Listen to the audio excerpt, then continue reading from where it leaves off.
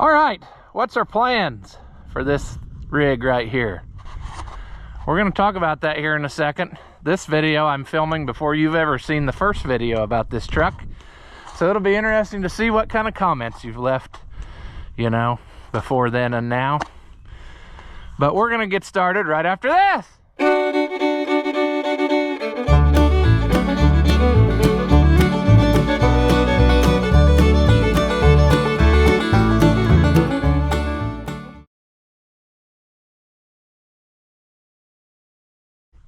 Welcome back. If you haven't seen my videos before, I'm Ross the Oliver Man. This here is the 9000 Ford and Landall trailer that I bought from the dealership that I used to work at. And I think it'll be super handy. But it's got its share of issues that I want to straighten out before I ever take it on the road. Consequently, you want to talk about issues. I just got through at the courthouse getting paperwork to get a title for that. If you buy something that doesn't have a title, it ain't a song and dance to get that done. It's ridiculous. But at any rate, drove this home. It ran flawlessly home for having sat for at least a year.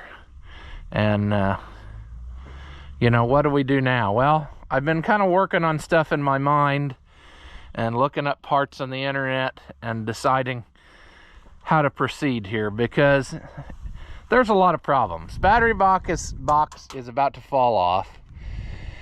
The hoses for the wet kit, I mean, look at how bad they are. They're gonna go anytime. These air lines could stand to be replaced, which that ain't no problem. You can get them in town at the auto parts store.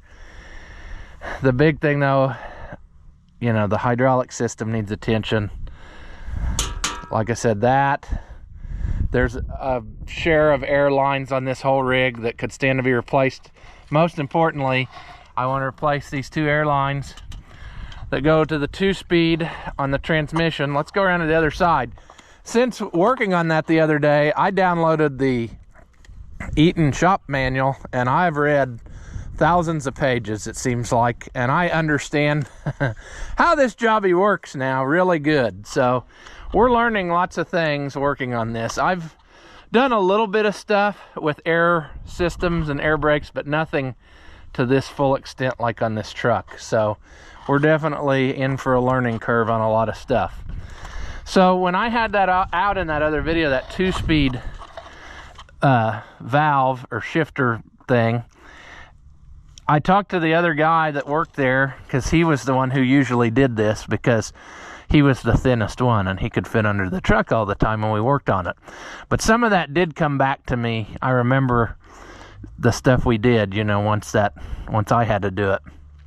And I see that there are things that have changed since I worked on this truck or helped him years ago, because I'm sure that hoses failed and things. And one thing I noticed right away when I had the truck running was that these lines were leaking air at the swivel. And, you know, I didn't really know exactly what they did, but I know now. What we have here is, if I can illustrate, this line here is the air supply line, and it's actually missing an important component, which might be why we're having trouble with this 2-speed valve all the time. There's supposed to be a little filter that is in the air system to the transmission before it goes to that valve block that we had off of there. So I'm going to have to get one of those and put that in line, I think, and maybe that will help solve my issue. But that's the air supply line, and it feeds that valve. And if you remember when I had that off, that line goes in the bottom, and then straight up is one of the little air lines that runs up to the button in the cab, or the shift lever, you know. And so that's your supply air that goes in there, and it goes up like to that little valve. Then the other two things in that block are these two lines, and one of them is the high side and one's the low side, and this is like your slave cylinder that actually does the physical shifting in the transmission. And I would say that little poppet thing I took out of the side of it the first time is probably the it's like an interlock, I would guess, so that it doesn't, if you never shifted one of those, and it's the same way on all these transmissions that do that, you flip the button or pull the button up, whatever style you have, it will not immediately shift. It only shifts when you go to neutral. And so I have a feeling that's something to work with, that it doesn't let it do anything until you pop it in neutral. It shifts real quick and then you go on your way and what have you. But I'd have to look again now at the diagram, but I want to say that one's the high side and that one's the low side. I might have those backwards, but one's one and one's the other. And then, you know, when your air goes up, I think it's when it's in low, when it's in the low side, the air doesn't go through that handle, and when you pull it up in the high side, it lets the air continue down, and that makes that little spool move, which changes which side of this gets air, which changes what range you're in, and so on and so forth. So that all makes sense to me. I understand that now.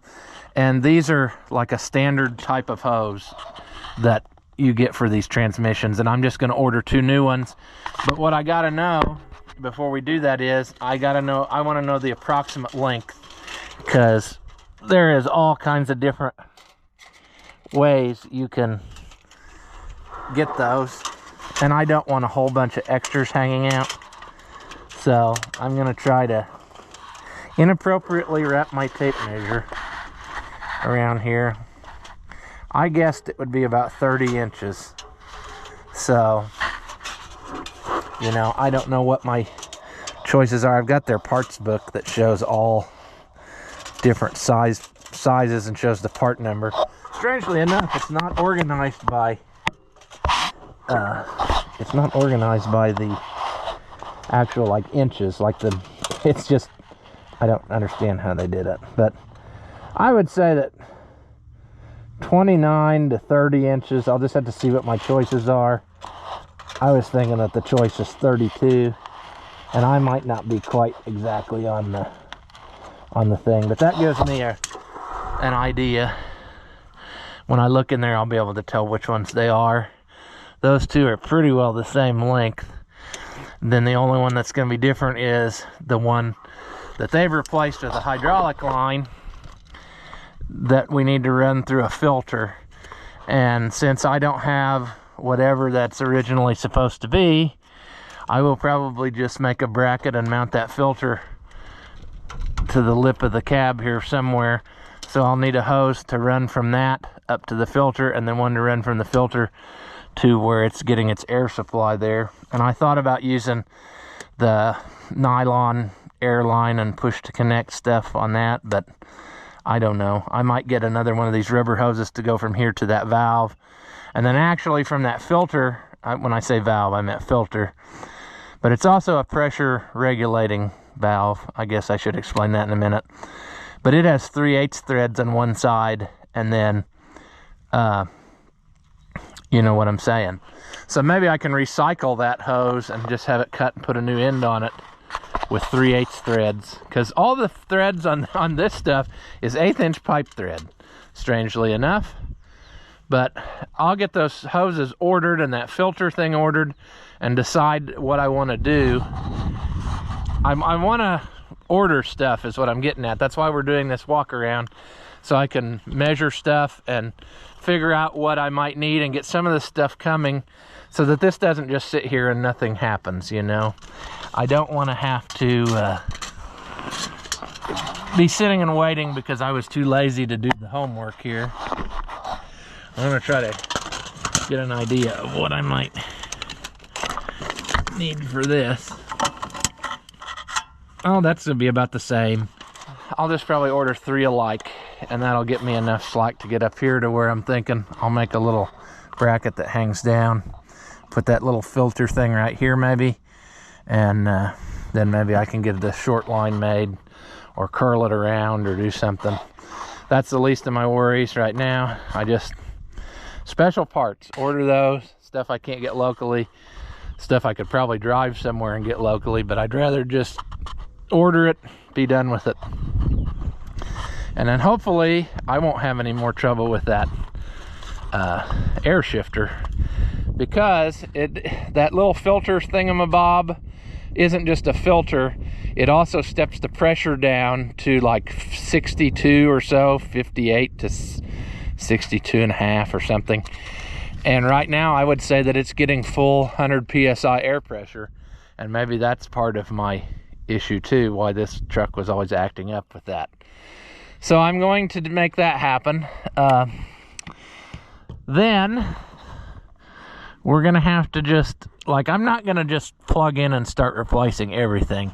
It would get to be way too much money to do that. I'm gonna have to just overlook some stuff and pick a place to stop and then just use it, and then when something fails, or next year or some point, we'll start replacing more lines. But there are lines that it's really hard to overlook, you know, like this line here is not the greatest, and the other one next to it, and then there's there's one on the other side of this that's pretty bad. I probably will replace that right away because I can't stand looking at that, and that's been out in the weather just like all these, so it really probably needs replaced. But now, this conglomeration of a mess I do not like, and it's all going to get reconfigured, and you people are going to say, that's crazy, why would you do that? But look at the I'm sure what they did was they probably took this off of their last truck, and then they just modified it to fit however, and they didn't want to spend a lot of money on, you know, whatever, so they just used what they had and reconfigured, and some of this stuff's probably pretty old.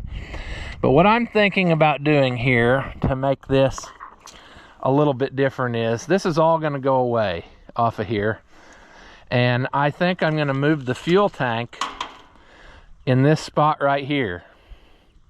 It should fit if I can get you 30, let's call it 35 inches.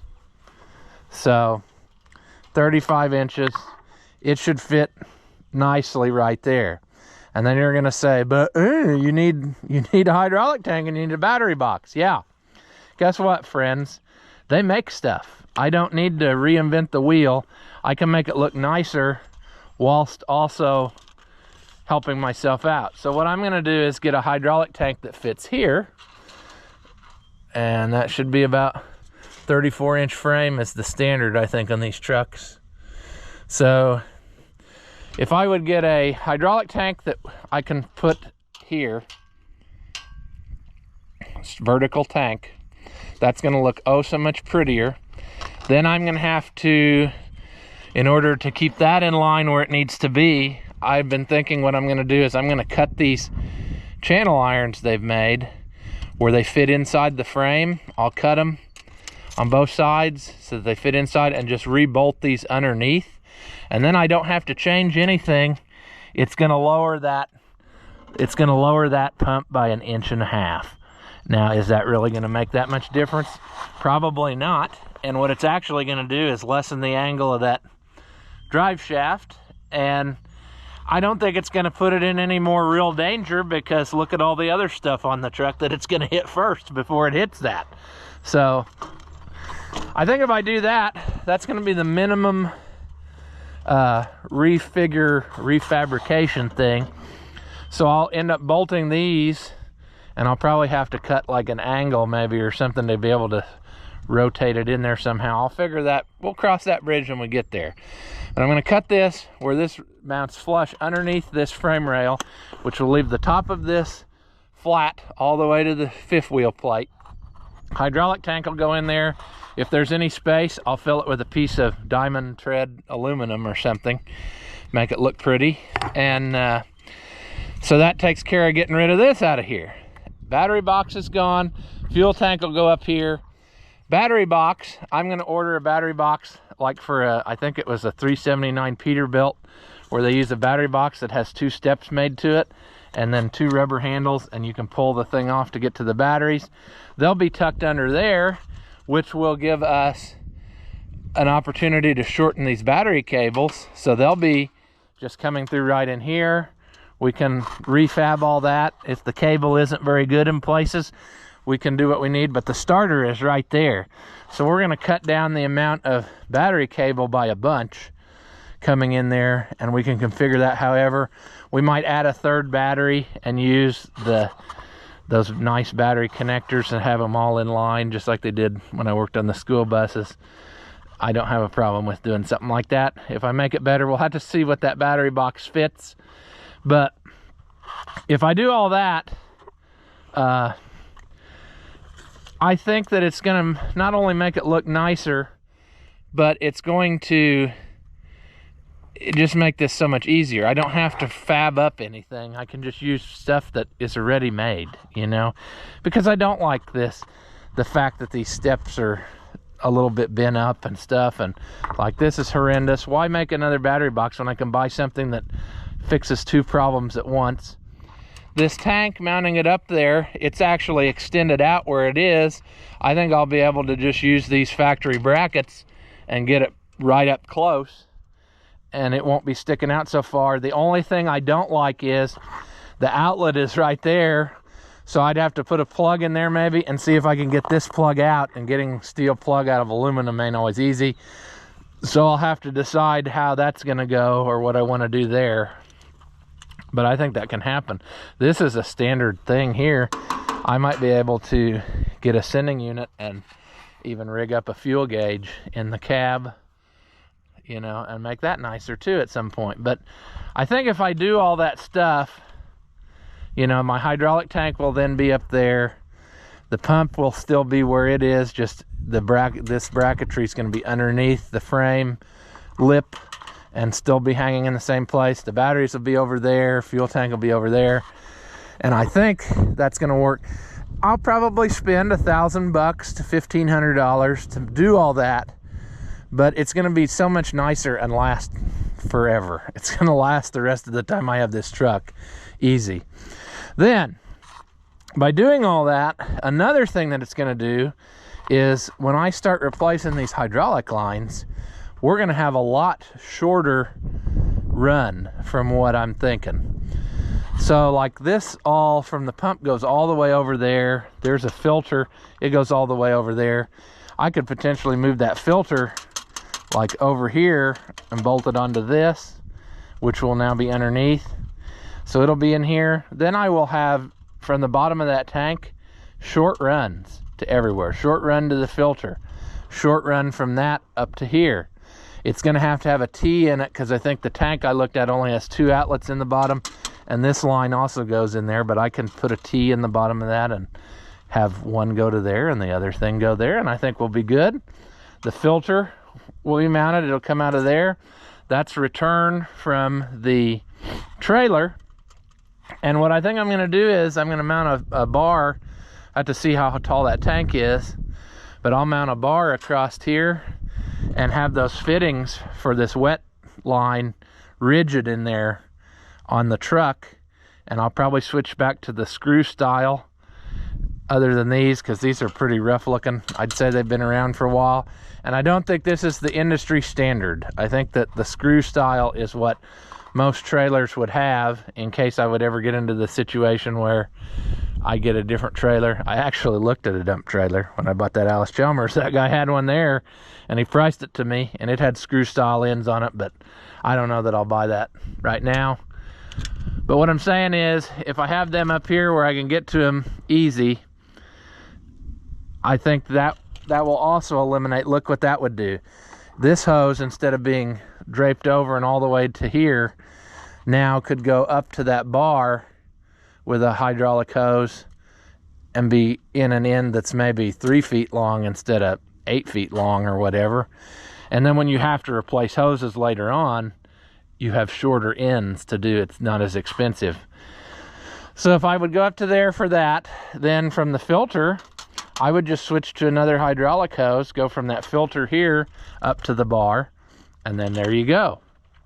Simple. I've eliminated a lot of hose, and then the end that stays on the truck is rigid and whatever. Then I'll redo this trailer, and this hose is junk.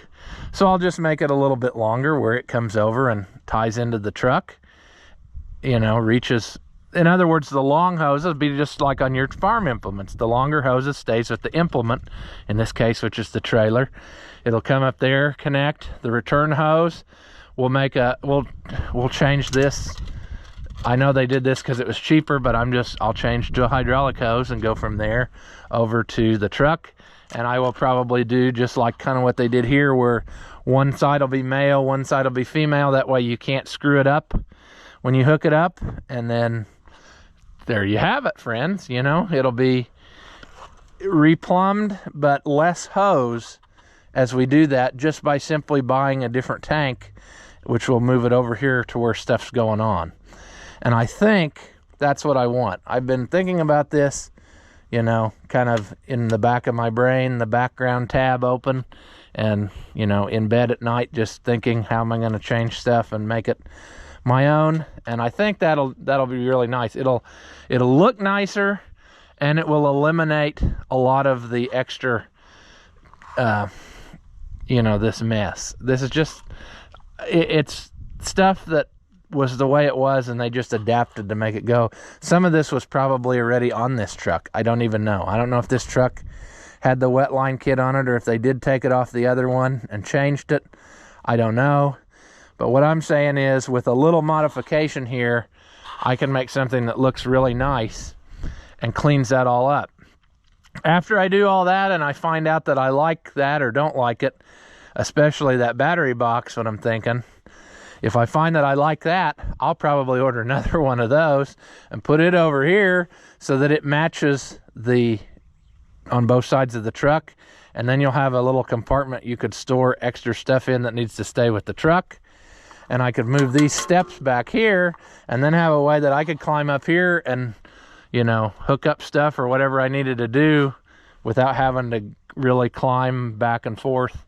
I think I can do a little bit of relocation of things I already have and add a couple new pieces and have something that's really nice and easy to use. And that's kind of what I'm after. So I think that is my plan moving forward.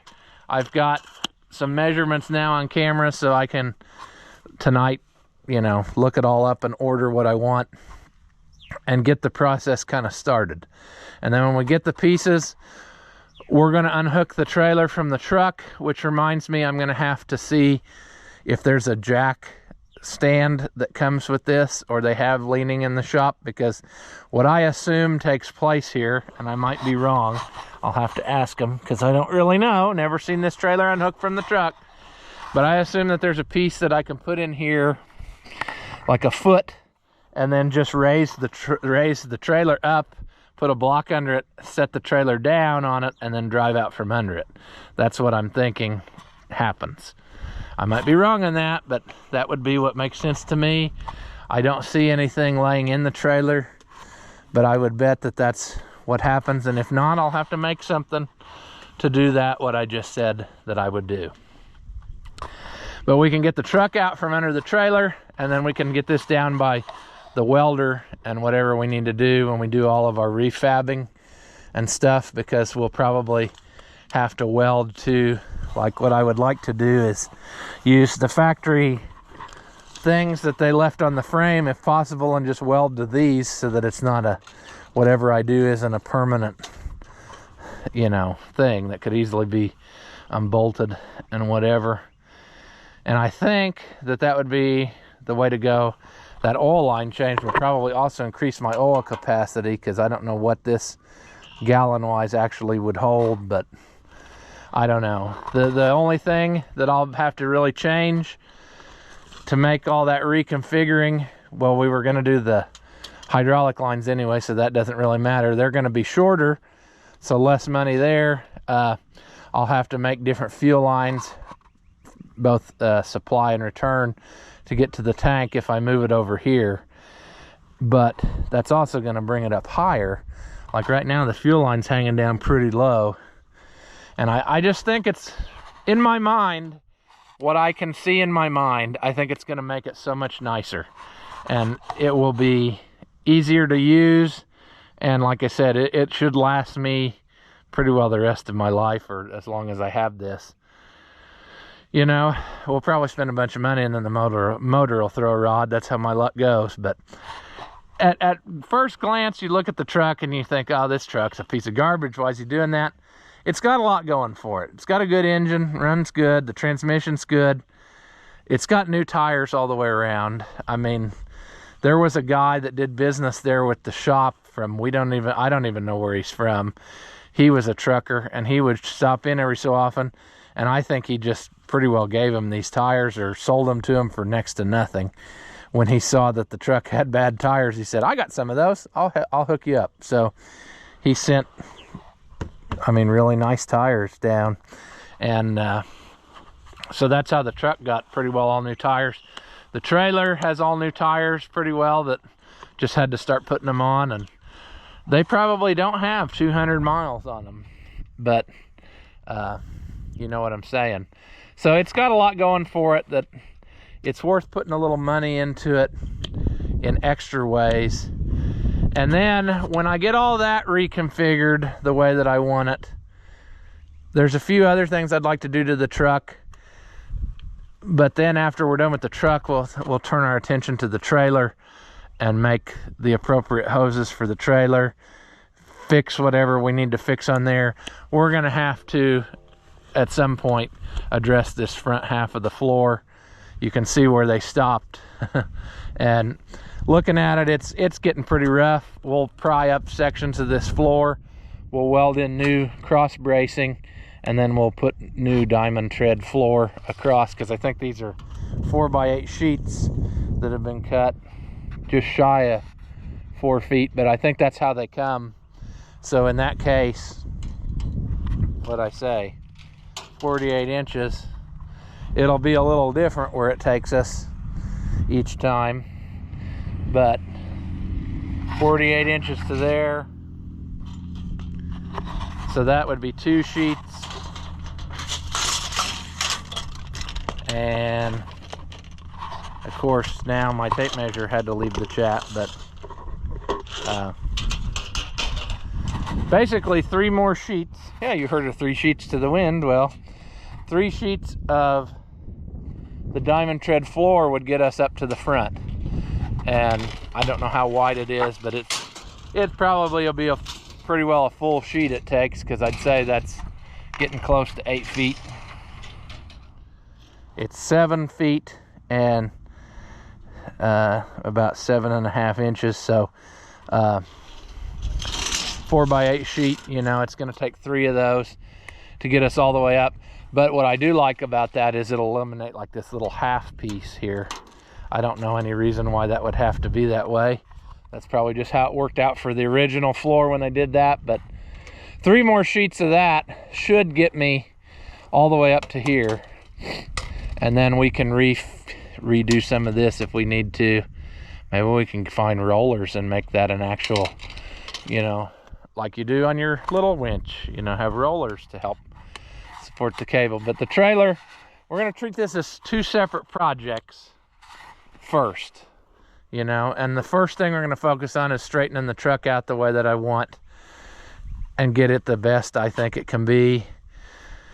And then that will get us that far. Another thing I want to do to the truck, which some of you are probably going to think that's nuts and why would you do that?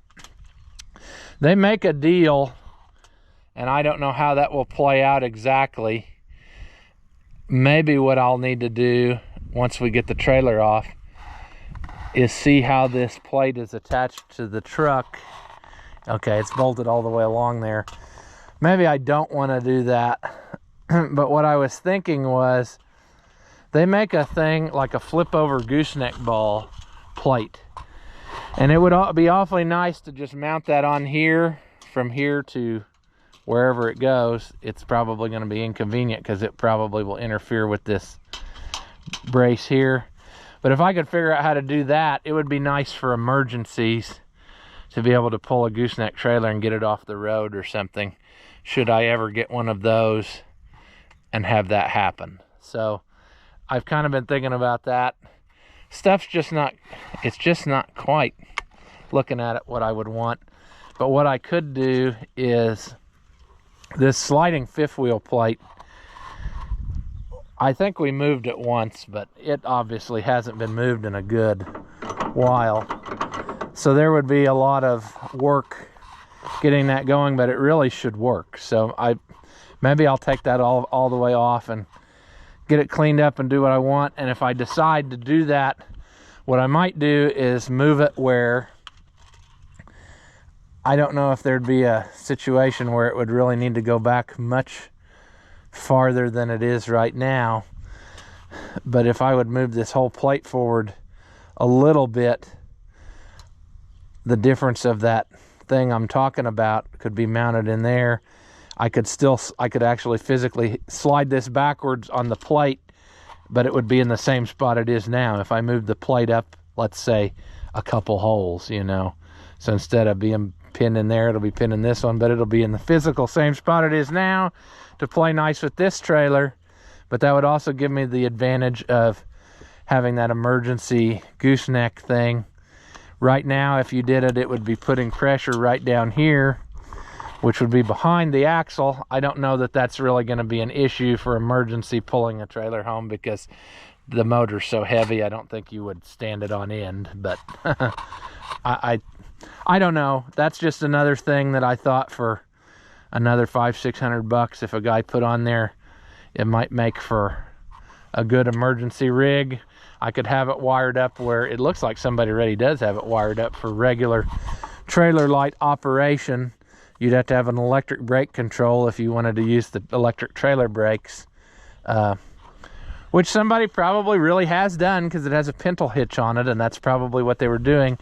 But there are things about that, friends, if you do that, because this truck probably gets its brake signal from an air switch somewhere. It doesn't have, I would guess, unless somebody's changed it and it's different, but it probably doesn't have like a brake light switch like you would on your pickup truck.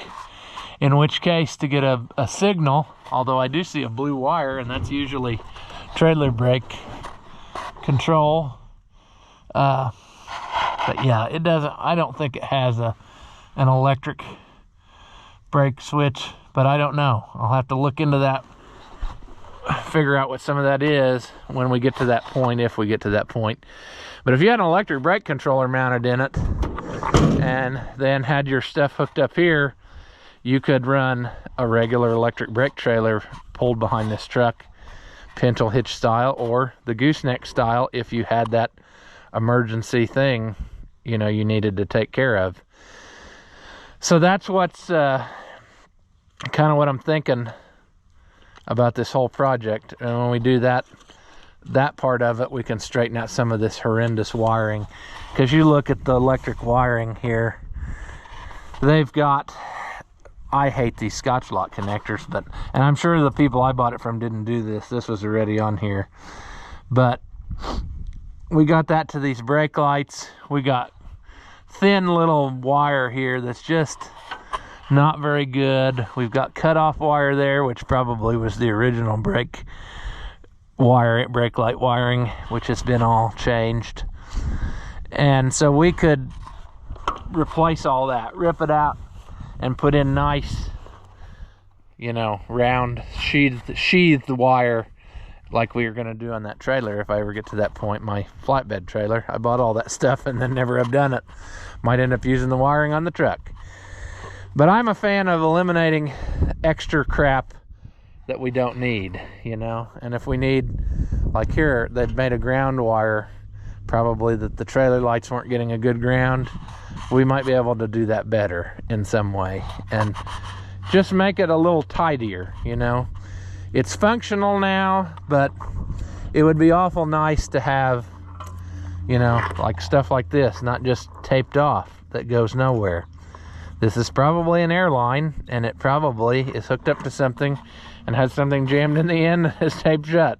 Maybe it went to like a sliding fifth wheel plate or something, I don't know. But that's the kind of stuff I want to tidy up, you know. It's not saying that it was wrong or that it didn't work, but I can make it better, and now's the time. If I'm going to do all this changing to make it what I want, I want to do the right thing, you know, and just make it a little bit more user-friendly for me.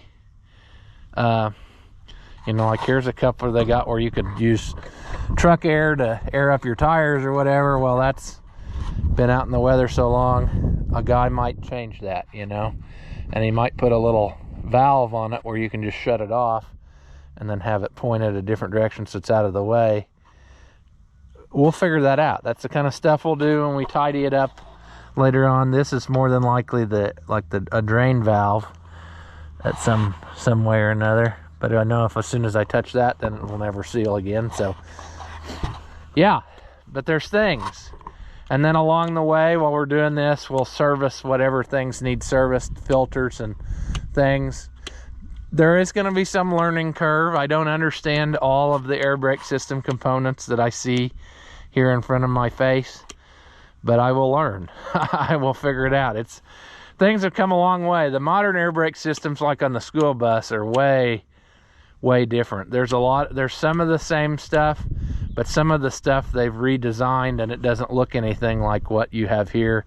And they've incorporated some of the things, I think, into other things. So the basic idea is the same. I understand that, but we're gonna make this better and update stuff where we can, where, you know, if we got pulled over, they might actually let us go.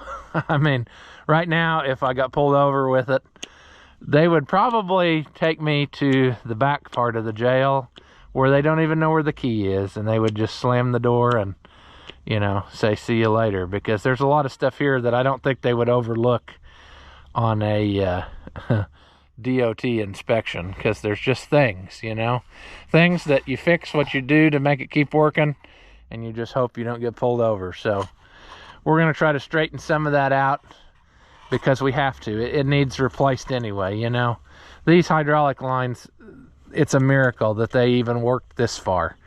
So we're going to make them better and potentially save us a little money with the way we do it and eliminate extra. Maybe that'll be wrong. Maybe I want to do something different. When we do make the lines for the trailer, we do want to have a fair amount of slack, just in case you get into a situation where you need the hydraulics on the trailer to help hook up the trailer, or do something while you're hooking it up farther away from the truck. You know, we're going to want a little bit, but not so much that it's unmanageable. We can get one of those nice ties to hook it up to the bar so it holds everything up, or keeps some spring tension on it, you know, to keep it from just dragging the dirt. But that's the kind of stuff we're going to make better. And, you know, this maybe was a boring video, but we needed to do a little walk around so I could show you what kind of situation the stuff is really in and what my vision is for it, because it's not, I don't consider it to be ready to go right now. I would not, I have to get the paperwork done anyway, but it's not ready to take out and start hauling stuff, because there's a lot of stuff that's on its last leg.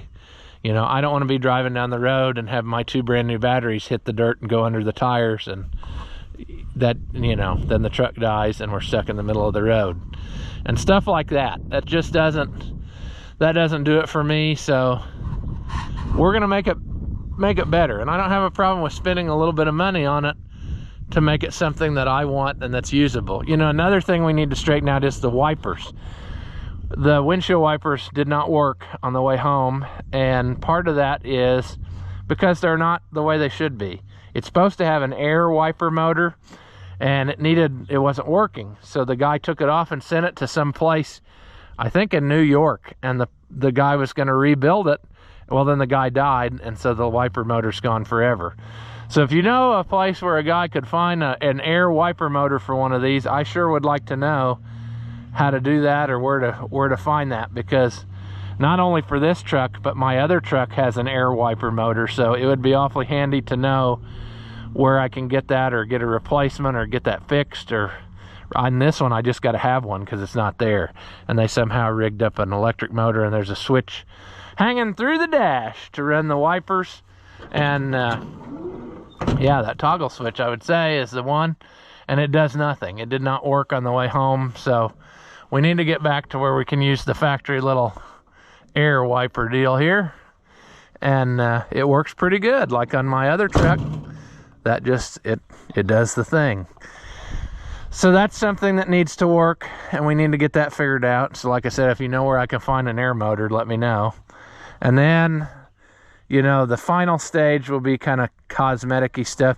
This bumper, I don't remember how it got bent, but I remember that to try to bend it back, and we couldn't get it. And eventually, I don't know, somebody thought, hey, just torch some stuff in it and bend it back, and we'll weld that later. Well, it never got welded later. So I might just get a different bumper for it. I found some online.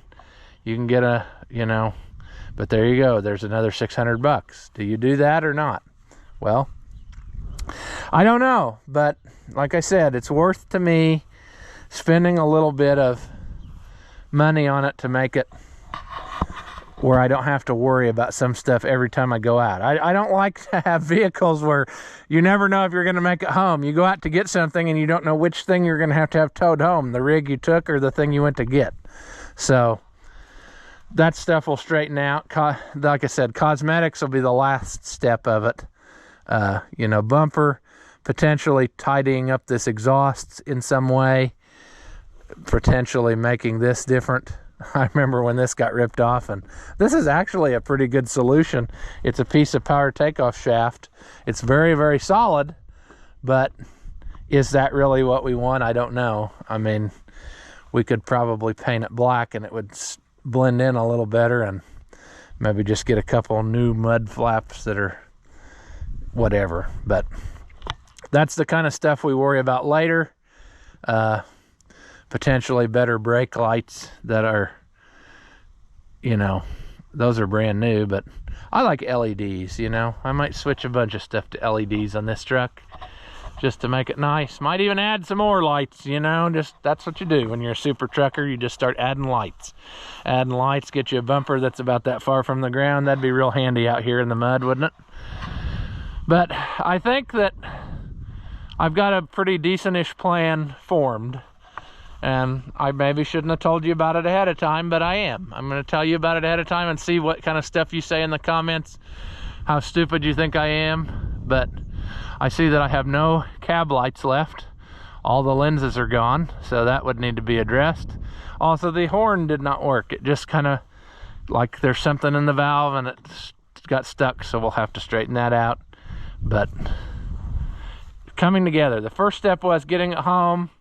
I guess the first step was buying it. The second step was getting it home and sorting out its issues. Is the part we're at now. So that's my plan.